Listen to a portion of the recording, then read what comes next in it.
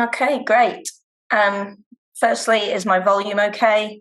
Thumbs up or yeah? And can you see my screen, the siren song of the Zoomer? Okay, great. So hello, everyone. I thought in a particularly ridiculously ambitious way that I was going to do this as an interactive presentation because the topic is choose your own adventures for teaching. So I'm going to do a choose your own adventure version of what I learned when preparing choose your own adventures for teaching. I hope you guys are up for a laugh.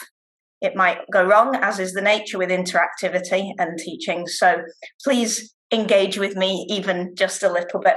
So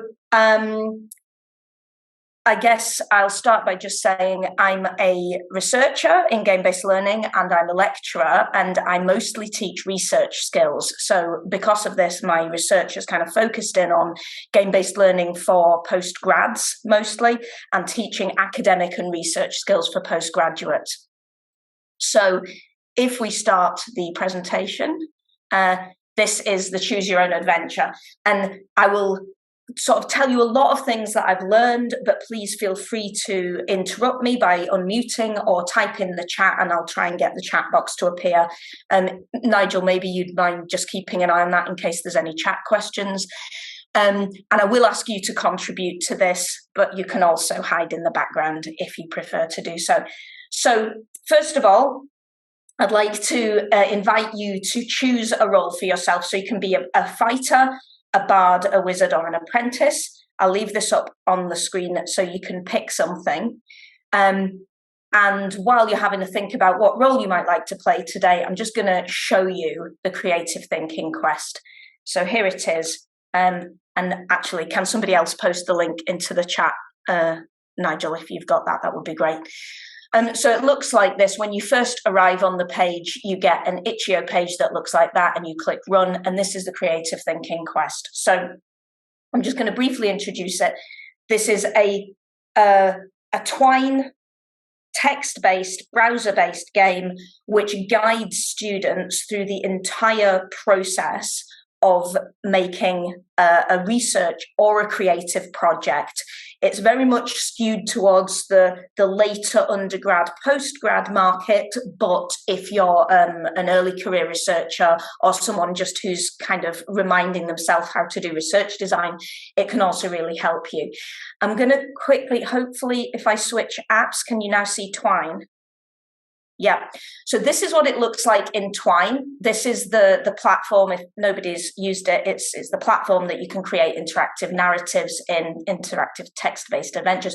And as you can see, it's really big. Like this is the whole thing. So it took absolutely ages to do. And it starts students off from the, if I just show you, you tell me if you're a student or not, one of my students, you tell me if it's a creative or research project, and that personalizes and tailors the content a little bit.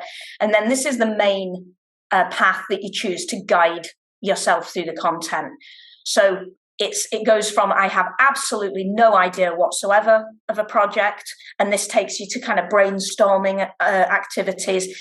Maybe you're a bit stuck, you've got some ideas, you have a clear idea of a research project already, or there's a side quest for group work now, which I added as a result of feedback.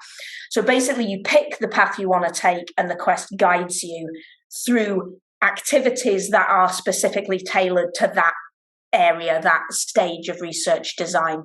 So like, in this end bit, you've got applying for ethical clearance. And in the beginning bit, you've got, okay, stick a load of Post-its to the wall and pick the idea that suits you the best. So that's what it looks like. I'm going to stop demonstrating that now because I'd like to carry on with the presentation. So hopefully, at least some of you have picked a role to play. And let's begin. So first of all, let's have a bard contest. Do we have, I was going to do a poll, wasn't I? Do you wanna stick? Did you do the poll? Yeah, okay. So quickly just tell me which one you are, just so I know that there's some of them. I've realised, of course, too late that this is going on YouTube, isn't it? So all the interactivity that I've carefully prepared will be completely lost if you're watching this later on YouTube, for which I apologise. Okay, I'm going to go that one. So I'll give it 30 seconds for people to answer the poll, and then let's have a look at the results.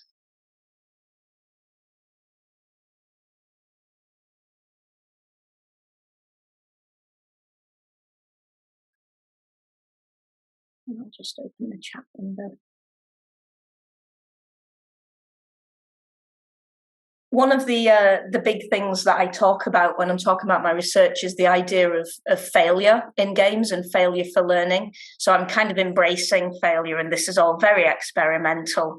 So apologies if it all goes terribly wrong, but embrace failure and learn from it. Right, do we have results from the poll? Brilliant. Okay, so I have at least some of each role. Thank you very much. That's fantastic. Okay, so bards, if two of you would like to step forward, that's fantastic. Can you compose a short rhyme, a couplet on the subject of quests or choose your own adventures or anything to do with this kind of personalised paths through education? I'm going to talk for a little bit.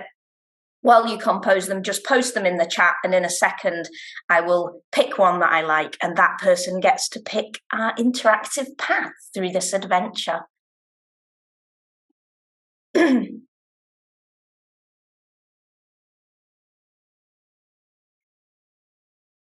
Jeffrey's winning so far due to being the only entrant.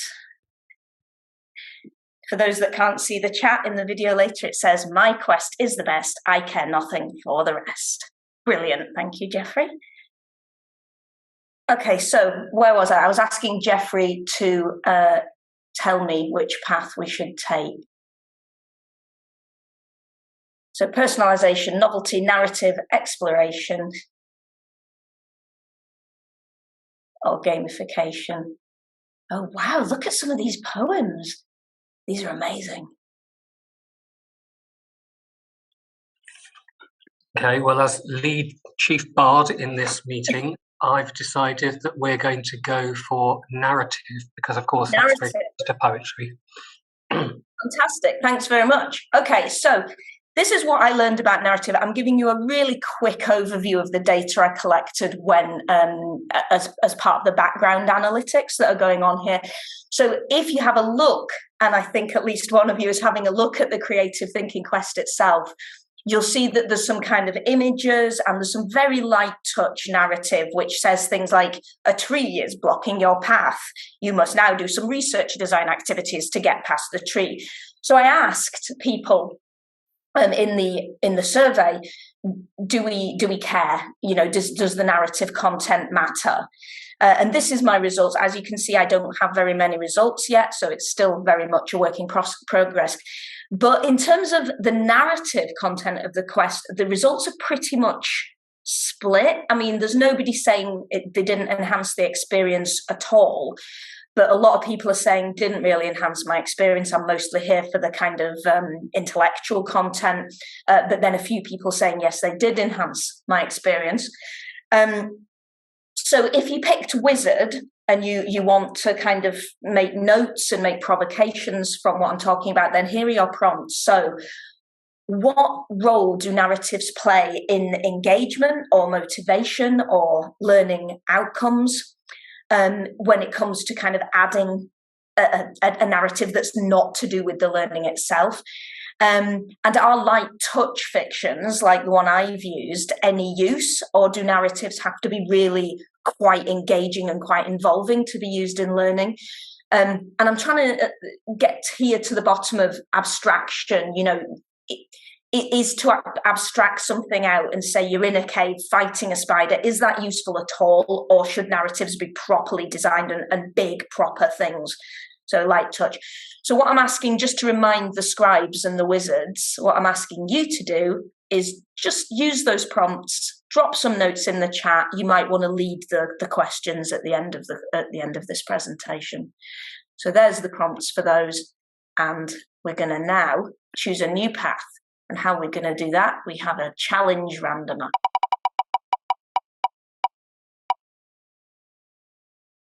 Okay, So this is a challenge for any scribes here. So in 30 seconds, you can unmute and tell us about it in 30 seconds, or if you prefer, just write it in the chat.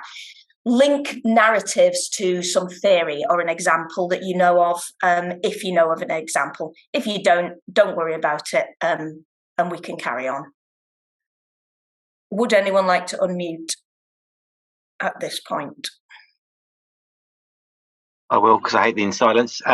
Wonderful. So narratives for me are micro narratives or small narratives are kind of like a level 1 spell, I guess, in Dungeons and Dragons and Adventure, that they can be really, really effective if you use them in the right place. But if you miscast them, misfire them, they can actually probably cause as much damage to yourself or your learning outcomes as they could cause benefit. So really, right, great. Yeah, a really, really nice point. So we can come back to that if we want to circle back to that at the end, then we can talk about that a little bit more. And if anyone's got any literature that confirms this point, I think we'd all be really interested to see it. Okay, right. So you then, thank you, Scribe, you get to pick the next one, Ian. So do you want personalization, novelty, exploration, or gamification? This has made my day getting to choose. I'm absolutely going to choose gamification. Gamification. Okay. So just for those people here who are not game-based learning specialists, there is a distinct difference between game-based learning and gamification. So just watching the chat. So gamification is when you take game mechanics and you apply them to a situation that is not a game. Okay, whereas game-based learning is when you design a game for learning. So in my case, for this quest, the gamification element is these badges that you see on the screen. So as you progress through the quest, you get little badges. And if they're my students, I say, email me and there's a leaderboard and they can go on the leaderboard and see who's got what. And if you're not one of my students, you just get a little buzz when you get the brain badge. And so far, I've had absolutely no interest in gamification or in this kind of digital badging at all. Nobody seems to care. None of my students have emailed me saying add me to the leaderboard. I mean, it's been used by loads of other people as well, so I'll talk briefly about the results there. But for my cohort, the people that I actually designed this quest for, they just don't care about the digital badges. Okay, so in the survey, who saved? Did you save any of the digital badges to keep? No, 100% no. Nobody saved any. I asked how motivating did you find the digital badges? And it's pretty much in the middle. Most people don't really care. Some people say not motivating. Some people say somewhat. And some kind of free text responses. While I didn't save the badges, they made me smile when I got one. It's fun to get them, but I don't care about saving them. Badges don't motivate me. So quite a split response here to the gamification techniques. I have had a recent comment that I haven't managed to capture in this image. It only came in yesterday, where somebody said, I get too obsessed by chasing the badges and I get distracted from what I should be doing. So that's someone who really is motivated to get the badges, but they find it's not useful for their learning journey. Okay, so that's that. So scribes, here are your prompts. Does what I've just said match at what your current understanding of the role of gamification in learning? And if it does, or if it doesn't, what factors do you think affect the results? And I personally think a bit more research is needed in terms of light gamification, but you might know of literature that I don't. So scribes, if you want to capture any thoughts or links for us based on those prompts, that's absolutely great. Just to say thanks for all the activity in the chat. We'll come to it in the 5 minutes at the end. All right, let's have a new chat.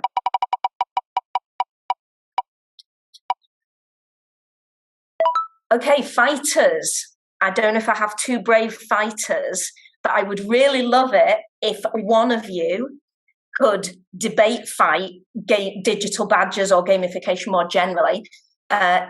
First of all, do I have two volunteers? Because this isn't going to work unless I do. I'll share the link to the wheel spinner later. Any fighters want to unmute and debate fight? Steve, great. One more. Yeah, I can. Nigel said he would. Thank you. Okay, so Steve, I'd like you to argue that digital badges and gamification, or one or the other, I'd like you to argue that they are really effective in one statement, and then I'll give Nigel a response.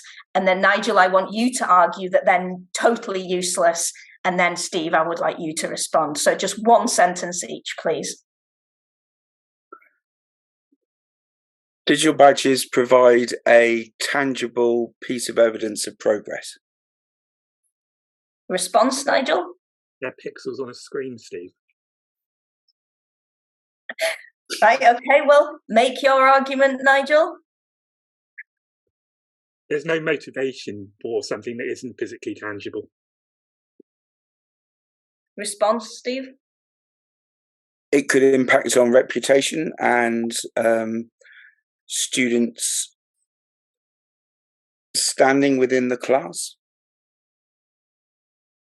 Okay, thank you. I have now the difficult job of picking who won that fight. Swords away, gents. I'm gonna pick Steve. You win. So what are we doing next? I'll go back to my screen. You've got personalization, novelty, and exploration. Exploration, I think. Exploration. Lovely. Is that your boss? Okay. No, it's a reference to blockbusters that you might be too young to remember. No, I've done a serious game based on blockbusters actually in one of the research projects I did, so we can talk about that later. Okay, so exploratory learning. So this is a bit more about the literature and a bit less about my data. So my recent work's focused on these game-based learning tools that kind of are my attempt to mitigate some of the well-documented in the literature problems in teaching a subject like research skills, which is traditionally the course that students hate taking and tutors hate teaching. And that is a quote directly from the literature. So I'll leave the longer definition up on screen for you to read yourself, but the simple definition of exploratory learning is that it's an approach to teaching and training that encourages the learner to explore and experiment and uncover relationships with much less of a focus on didactic training. Okay, so I'll tell you what, I'm going to paste this long definition into the chat just so that if I come off this screen, you can still read it. Oh, and there's an unexpected, do we have time for an unexpected fight? Yeah, do I have two more fighters who would like to engage in a debate fight? If there aren't, then I'll just pick. I'm up for a fight. Brilliant. David's won. Who's going to fight David? I'm really little. Your brain is really big, though, so...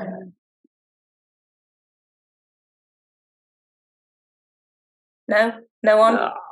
I'll debate fight you, right, okay. All right, and Daisy. Right, so one of the below prompts, you can pick the prompt and you can pick what position you're going to take, and then I'll debate fight you. So the first one, is exploratory learning more useful the more independent learners are, so better for postgrads than undergrads, and if so, why? And is there a better way of achieving exploratory learning than this kind of choose your own adventure format? We'll have the top one. Okay. State your position. It's more useful for postgraduates because they've already developed the base level skills to be able to formulate questions and tackle unknowns. All right. In response, I would say postgraduates tend to be more afraid of failure than undergraduates and maybe less willing to experiment. They're more strategic as learners. Okay, let's leave that there. I won't do my statement. Ian, pick a winner. I don't like the pressure. I'm seeing David next physically, so I'm going to say David the winner. Yeah. Excellent choice. Right, so last one, and then we've run out. Do I have half an hour, by the way, or do I have 45 minutes because the's two speakers? 32, so keep going. Well, we can see how the discussion goes. So I'll stop at 25 minutes. So David, personalisation or novelty? Personalisation, please. All right. Okay, so personalisation. So this is mainly what I was going for with the Choose Your Own Adventure format. So I was trying to scaffold the learning that the individual student needed when my cohort is really diverse. Like some of them have never done academic writing at all. You know, they've come from fine art or something, and some of them already have PhDs. So how do you kind of, in a large cohort, how do you scaffold and personalize the learning? So that's my rationale for designing the Choose Your Own Adventure format. And here's some of my data. So this is what they generally chose. This is the last breakdown of what they chose in terms of their idea. So it's pretty much a three-way split between I have no idea what I'm doing, I'm quite stuck, and I've got some idea. And then we had a tiny number of people saying, no, I already have a strong research idea and I want to develop that. This is a glimpse of the overall engagement with each chapter. So what I would say is just because chapter 3 is little doesn't mean that they're not engaging with it. It is just shorter. So this is in minutes, how long people are spending on each bit of the quest. And you can see that the first one, there's a lot of engagement. It's quite short, and most, I can reveal now, we won't get time to look at the novelty thing, but I can reveal that loads of people using this, they're clicking into it just for fun, just to see what it's like. And I'm sure some of you here have done this. Just like, oh, is that any good? Might I use that with my students? Okay, right, I'm done. So there's a lot of kind of shallow engagement in chapter 1, but we start to see evidence of this much deeper, longer engagement. Fewer people get to chapters 4 and 5, but we're starting to see evidence of kind of them potentially actually doing some of the activities that I'm suggesting on the pages. So yeah, I don't know if I haven't really done much analysis on this yet. I don't know if that's a good finding or not. I also asked people in the survey, is the quest personalised to your needs? And we have mostly positive results there. Personalised somewhat is the most common. And then one person saying, you know, you only see the personalisation when you do it multiple times. So if you do one path, you're only seeing what's presented to you. But actually, if you did it multiple times, you might see that personalisation come to the top. And then I also asked, how important do you think personalisation is? So the people answering this survey are a mixture of students and people like yourself, staff at higher education institutions. And again, it's skewed for the positive, but perhaps is not as much as I thought it was when I started designing the quest. So, you know, about half split between, yes, it's important, and meh, I'm not that bothered. So again, there's not, quite low numbers on this survey, so don't read too much into it. So scribes, I think I have to stop. So your final prompts are, how can digital engagement, specifically digital, provide additional opportunities for personalisation and scaffolding for students? Is this sort of thing a sensible way of dealing with diverse cohorts at scale, or do you think there are some kind of major flaws with the approach? And then there's a provocation, how can we balance the idea of face-to-face scaffolding, which, as we've all experienced coming back from COVID, students really, really like that. They like to have their one-to-one meetings. And how can we balance this idea of digital pathways with face-to-face scaffolding? So those are your prompts. And I think with that, I'm just going to click finish. We didn't get novelty. There's some treasure. All the links are here. I will share all of the resources and this little HTML page. I can share it with you if you want to look at the stuff we didn't get to.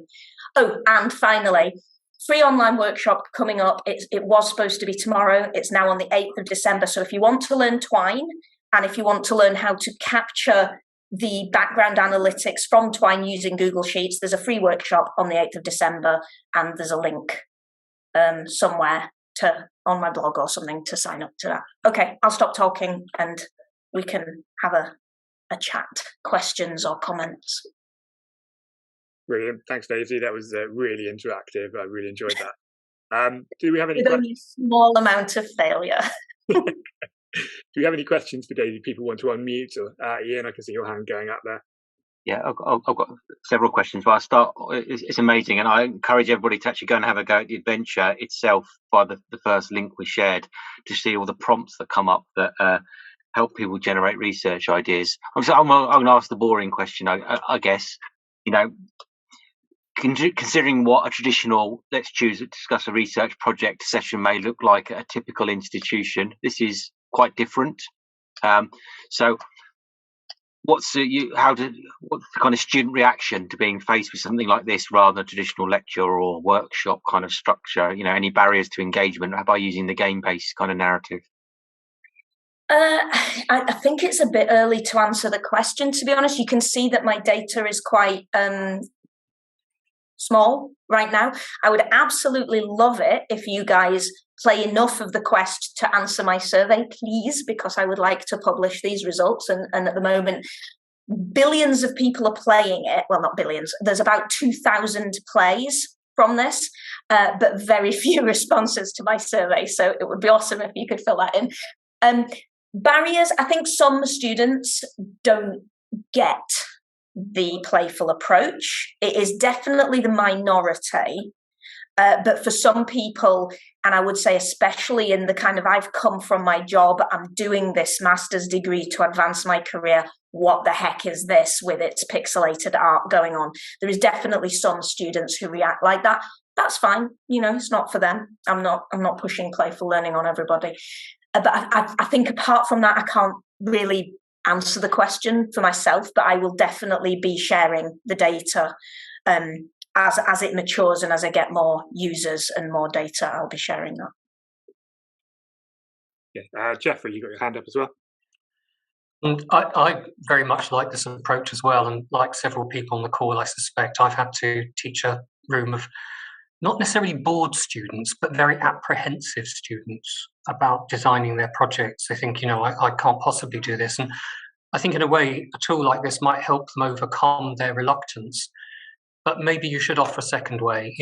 One way that I've worked with is getting the students to mind map, you know, in a workshop where you can say, you can use prompts as you've done here. So here was a lecturer you really liked. Here was a topic you really liked. You know, here's a career you're thinking of. Here's a really cool article from New Scientist, and get them to make a kind of map or web. But I think I'm going to come to your workshop, Daisy. I quite like the idea of doing this. I think one question you might get, and you've probably had it lots of times, is how long does it take? Because it's a bit like trying to build branching scenarios, and does it require a lot of time investment? Yeah, so you're right, this is the question I get asked a lot, so I've got a good answer to it. Twine itself is very easy to use, it's very rapid to learn, and you don't need to, I mean, I give you templates as part of the workshop that you can immediately just start to use. The nuance of it can be complicated, but it's actually super fast to learn. The hard bit is designing your pedagogical content and designing the learner journeys. So I've put the twine up. Am I still screen sharing? Yeah, I am. I've put the twine up here. So this arranging this stuff took a long time. I mean, I would say doing everything to do with twine probably took me about a week in total, with the images and all the links and all that stuff, and tweaking it. And of course, I've improved it since then. Probably took me about a full working week to do. But the pedagogical design was going on already, and I had Post-its on my desk. So this is what I always say: get your pedagogical learner journeys right. Make sure that they have to see all the things that they need to see, like this bit down here, for instance. You get to specialize at all these different things, but they all end up here. So get your learner journeys right. That's the bit that's hard, and that's the bit that takes the time. Twine itself is fairly trivially easy, I would say. Thank you. David. I managed to press the button. I was interested in the narrative and the engagement with the narrative concepts you had in there, and to sort of split a variety in there.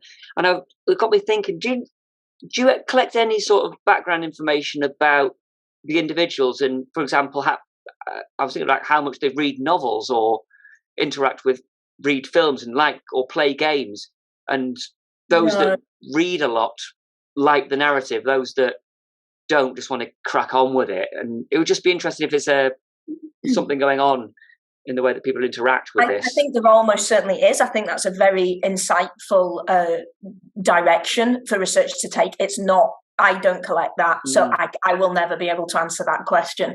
But I imagine there's somebody who does creative writing for research, Sam Illingworth, and he might be able to point you. He's on Twitter, although who knows how long that's going on. Christmas. Yeah. So there are people out there. But basically, let me just explain. I took this very light touch narrative approach because I'm not a creative writer. You know, I'm fully just like an academic. I'm all about just do the activities. So for me, it was very painful to be like, you're standing on a hill looking at the landscape. Like I that doesn't come naturally to me. So that's probably one of the reasons that I took this very quick narrative approach. But I think somebody like Sam, or I imagine lots of people here who are kind of more narrative designers would be able to point you towards the literature on that. But I think it's very likely that people's level of engagement with existing story or playful activities is going to affect their reaction to something like this. Yeah. Thanks, Daisy. The other thing I should say in response to something that somebody said just before is this is not compulsory for my students. It's absolutely an optional extra for the course. So that means most of them don't do it because it's more work, right? Even though it would be really useful for them. But I would be very nervous about making something this, I think it was in response to you, Jeffrey, like the point that it's not for everybody. And I would be very uncertain about a tutor who was like, you have to be playful in your learning. Yeah, thanks, Daisy. There was one question I spotted in the chat, which is about the microfights. Trying to find it now, but it's something about how many students engage with the microfight strategy. I don't do that with the students. You mean the fighter debate thing that I just did? Yeah, I don't know if whoever asked that question wanted to unmute about that. That was me again. Sorry. I also asked how you make the spinny wheel, because that was really fab. Spinny wheel. I'll post a link in the chat. I have a big Padlet of playful learning resources, which I will. Can you email people afterwards, you guys, or should I paste it just now? So I've collected over my years as a playful learning designer just like tons of resources, which are things as simple as just this spinny wheel thing or like huge whole platforms. So I will share that with you and you can send it out to everybody at the end. So to answer the question, I don't do the debate fight thing with students. I thought that this group, I did it at a playful learning conference earlier this year and it worked quite well. And I thought this group would be good for it because I think it's too much pressure to put on students, even postgrads. I think that would be a bit much being asked to, off the top of your head, debate something that I've only just given you. Okay. Brilliant. Thank you very much. And if there are no more questions, Daisy, thank you very much. It's a really inspiring way to start the fourth season of Dry Labs. So thank you very much for that. My pleasure.